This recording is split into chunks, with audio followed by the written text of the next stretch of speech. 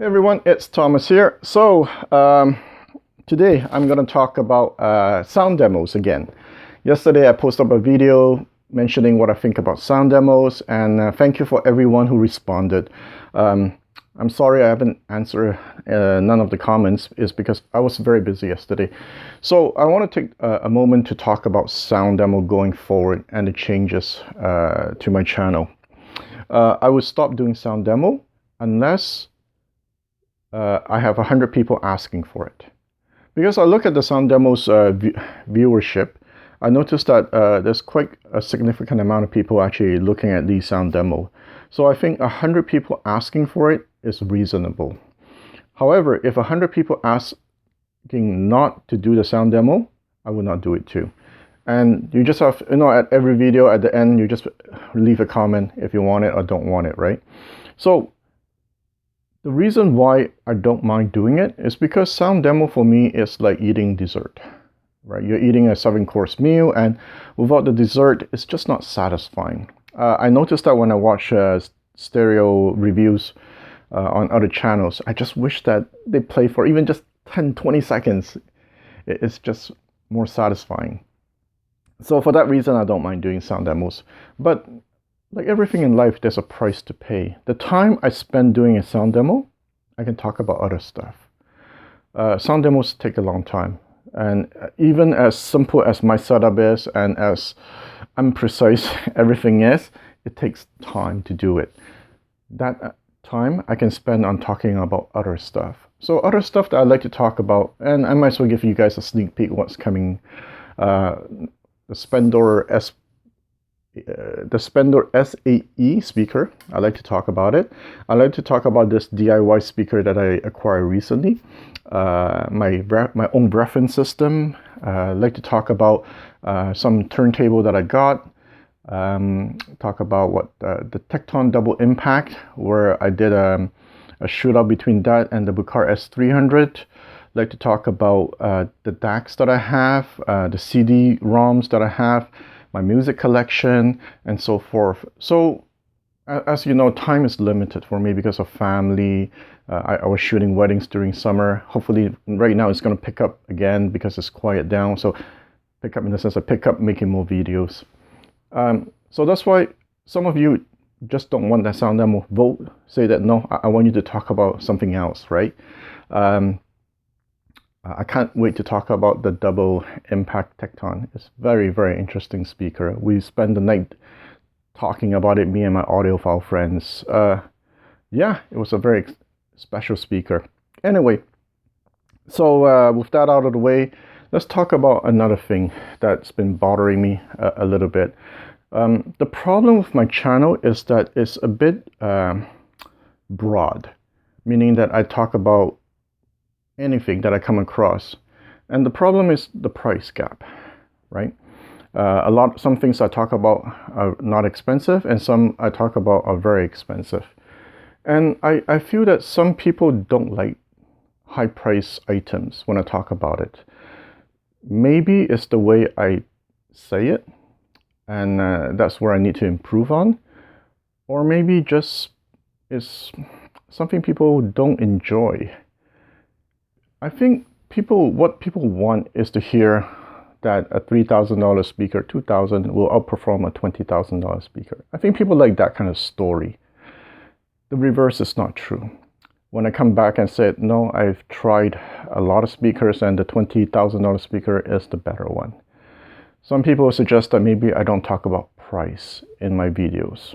I can just talk about the product itself, and if people want to know the price, they'll just research it themselves. The problem with that approach is that the impact is gone if I don't talk about price. The story changes when I don't. So let's take, for example, the Double Impact. So if I make a video saying that I have a friend that is really into audio, and one day he decided to buy this Tecton Double Impact because he read on the internet that it's a speaker that can perform many times its price point. Its performance is so good that people replace their expensive speaker with this Double Impact. and then I'll tell you how good it is and what's its shortcoming and so forth, right? Yes, I can make a video like that, but that becomes just a regular video that anybody can make. The difference that in my case is because of the circle of people that I know. If I make the video this way, so I have a friend who's really into audio. At one point he had this speaker, the Katanas. They were $15,000. But today he picked up a double impact, which is $4,000. And we are going to try to answer the question, can a $4,000 speaker outperform a $15,000 speaker? The story is different. That's where I'm now hesitant to talk about price, because it makes me sound like I don't know the word, elitist. But if I don't, the message, the story is different. We do get a lot of YouTube videos on entry-level gear. That's not the problem. It's the reverse that we don't get a lot. And that's what I was hoping, that by me sharing my experience, people get to see the other side.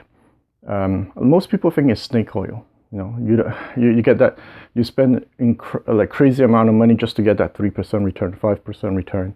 So I understand it's hard for people to accept when somebody comes and say that, no, it's not true.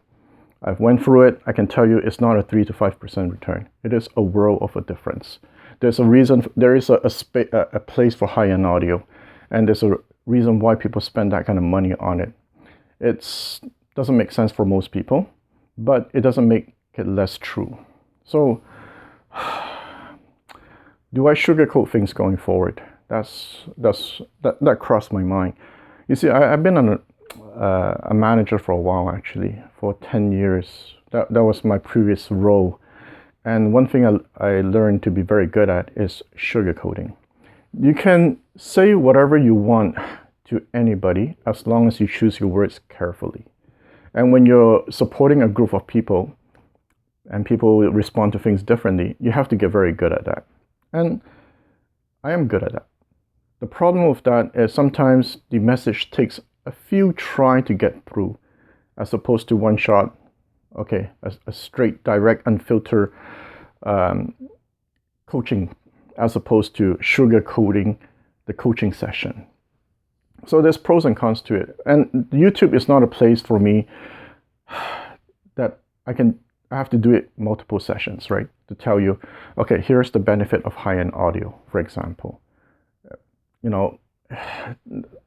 I'm struggling when it comes to that. Actually, so recently my friend messaged me and he told me, Thomas, I'd like to upgrade my preamp. Okay, that's really normal. But the difference this time is that this friend of mine who wants to upgrade the preamp, his current preamp is $30,000. So do I make a video on this anymore? Like, high-end audio tends to piss people off. And that preamp is $120,000. Do I talk about it? Do I make a video on it? And I was supposed to. In 2 weeks, I was supposed to drop by, go to the store with him, go check out that preamp, okay, and just talk about it for fun, right? But I don't know. Now I'm hesitant now, and I start to tone down on talking about higher end gear, because I feel, people just don't like it. I'm not saying everyone, of course not, but I noticed that my audience has become so broad that people tend to like to stay somewhere in between, in the middle. So that's a big question I ask myself. Do I change the channel now? Do I start going the other direction where I talk about more entry-level stuff? But it's not how I live, right? Let's just take, for example, these speakers, the KEF R700. You know what I'm driving them with right now? This Yacon MC10L. This is like $300-400 integrated amp that I pick up on the used market. Like, nobody does that, right? Nobody spends $4,000 buying a KEF R700 and driving it with a $400 integrated amp. But that's how I live. That's, I try stuff. And the reason why I'm setting this up is to answer that one question that I have. You see, in the beginning of my audio journey, I spent 90% on speakers and 10% on the front end. And I have always, in the beginning, there's always something missing and so forth. So after 3 years of experience, I come back to the same setup. Is it possible to spend 90% on the speaker and 10% on the front end and get amazing results? So that's why I'm doing all this, and I'm incorporating what I learned in the last 3 years to make this work. So, but if I make a video on the Yakin 10L, I mean, people don't want me to hook up to a speaker that's, you know, $4,000. It makes sense for me to hook up to a speaker that's $100. So that's why my channel, it's weird. Like, it's my life experience, but it's not real world experience. And that's where I'm coming to, like, what do I do? Do I change the format? Do I just keep going being myself? And of course, I know I should be myself, but at the same time, there's so much content, I mean, so much stuff I try. I can make it to be more mainstream, to be more normal, right? Like, who plugs Sony SCS5 to a Macintosh 452? I mean, nobody does that. It just doesn't make sense.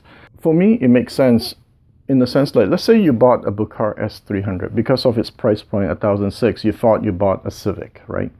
And you drive it like a Civic, you use it like a Civic, and you never upgrade the front end any more beyond its price point because it's $1,600. You'll never put a $10,000 front end to it. The difference is that it's like me having a racetrack. I take that Civic and I bring it on the racetrack, and I come back and tell you, no, you actually got a BMW. So that's what's unique about my channel, just because of the fact I have access to a racetrack, right? I really can push the car to the limit and come back and tell you what you actually have.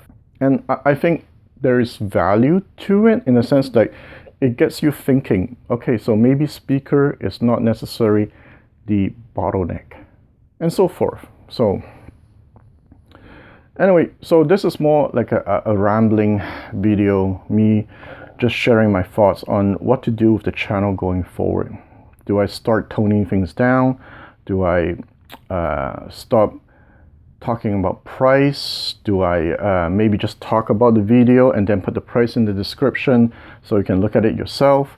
Or I just do what I do and just tell you exactly how things are without sugarcoating it.